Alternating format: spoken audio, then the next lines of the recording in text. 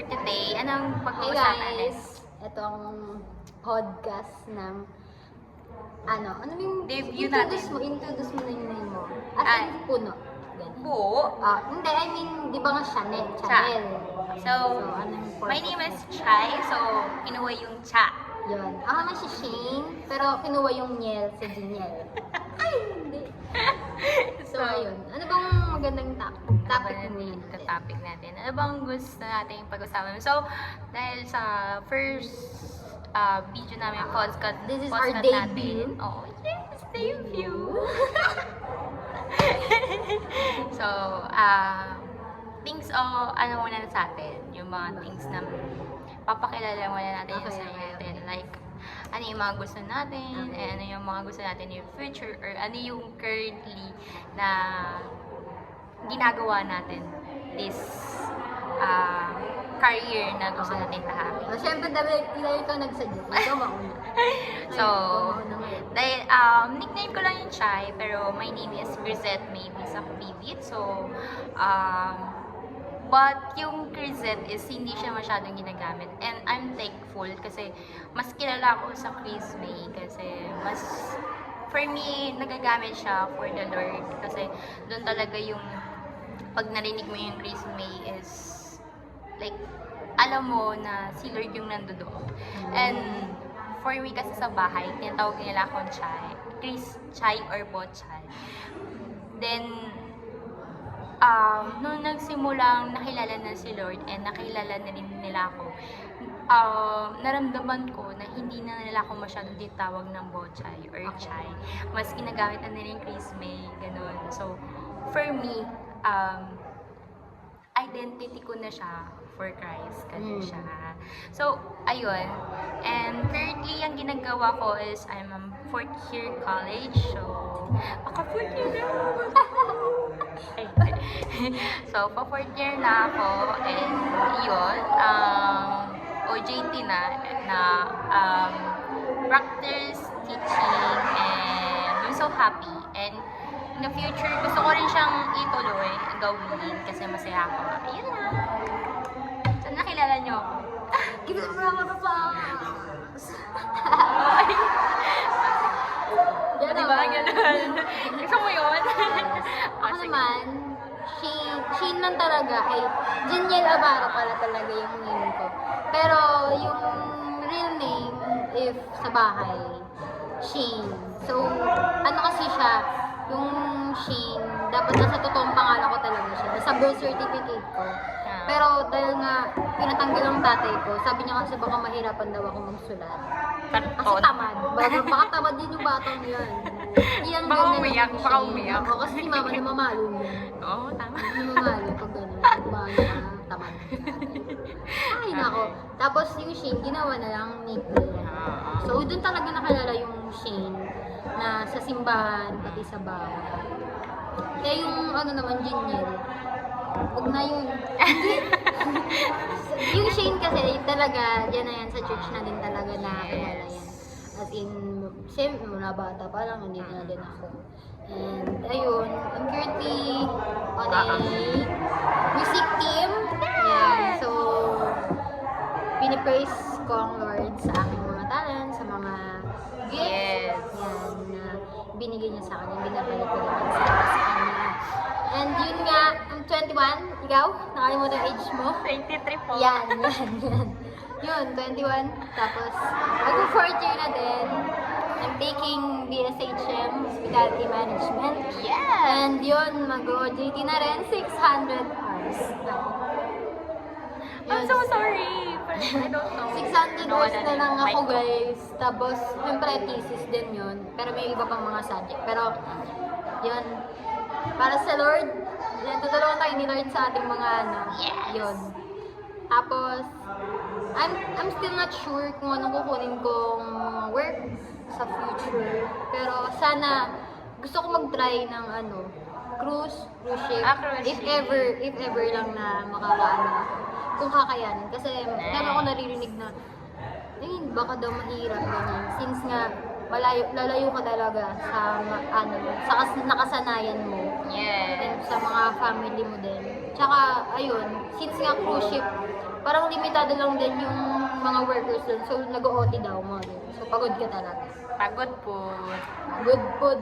So, ano naman ang ating next topic or pag-uusapan? Yung expression natin sa isa't isa nung parang first time Okay. natin naka-encounter. Ako, Okay. hindi ko natutanda. Hindi mo na natatanda. Oo. Pero ako, mauna ako. Kasi actually, dahil nga si Shane is matagal na siya dito. Simula bata pa nandito siya. And ako kasi yung kalilipat. Galing ako sa Christian church din. Pero iba yung doctrinal. So, tapos, napunta ako dito. And,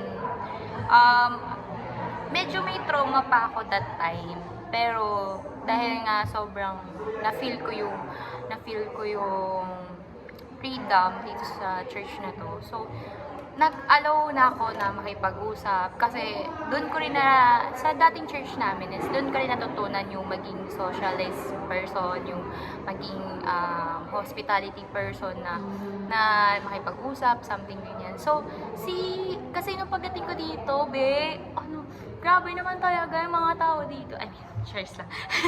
Over naman. Paano yung grabe? Hindi kasi, yung mga tao dito kasi, kung titignan mo yung mga bata, yung mga youth that time, is sobrang, introvert kung titignan. Yung parang, kapag hindi mo sila kinausap, hindi ka nila kakausapin. Yung mga ganong vibes na feel ko na, kung ako lang yung parang first time ko talaga, yung hindi pa ako nakakaranas ng Christian life, yung mga, hindi pa ako nakakakilala kay Lord. So, parang feeling ko doon, kung ako lang first timer lang talaga ako.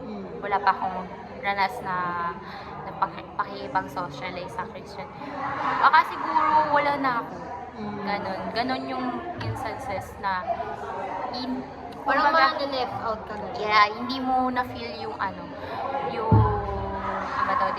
yung welcomeness, kasi napakahalaga sa person na yun, sa isang person, pag sa isang lugar, and lalo sa church, napakahalaga ng 10 seconds ng tao sa pagpasok niya pala dito. Kasi sa 10 seconds na yun, mag-o-observe na yun. Mag-o-observe yung tao na yun. Welcome ba ako dito? Magiging masaya ba ako dito? Mga ganun. Na-feel ko ba yung love ni Lord? Ganun. So, that time, alam ko naman na mas nag-focus na ako sa word nun. But si Shane, that time, ramdam ko na parang absent ka that time nung Oo, pumunta parang ako feel ko. Absent siya nun eh. Alam ko absent siya. Kasi nagulat ako parang mga second week ata or third week ko na. Doon lang kita nakita.